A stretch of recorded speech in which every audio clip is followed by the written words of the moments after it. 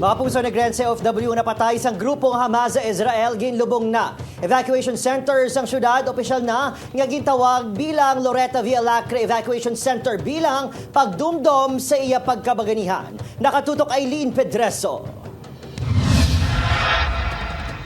Kahapon yung adlaw gindulong na sa iya ulihi nga palahuwayan ng Negrense OFW na si Loretta Alacre nga napatay sa grupo nga Hamas sa Israel. Wala na napunggan sang pamilya kag mga abyan ni Loretta ang ila emosyon sa ulihi nga inoras nga kaupod nila ini.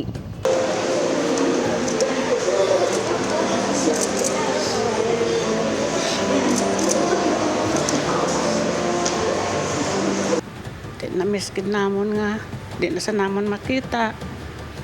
Daw hindi namon malipatan hasta sa katapusan niya nga pagbulig sa amon. Gusto ko sang hakson kung ara sa ako natubang subong. Pero hindi ko na mahimo subong kay tungod wala na sa. Sa piyak sang kasubo nga mabulag na kay Loretta, bisan paano, may kalipay nga nabatsyagan ng pamilya. Bangod may nabili nini nga handumanan ang Loretta V. Alacre Evacuation Center. Tuyo sang LGU nga mapahibalo sa masunod nga henerasyon ang nangin sakripisyo ni Loretta subong man sang iban pa nga OFW.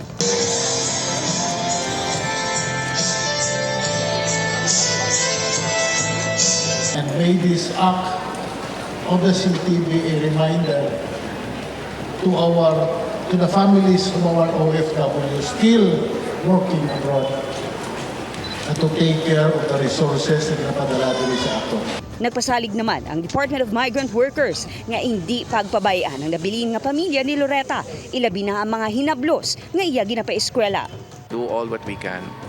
Himuon ang tanan nga serbisyo kag pabulig para mabuligan. We made this vow to the family. Nabuligan ang tatlo ka hinablos na ginapaskwela niya.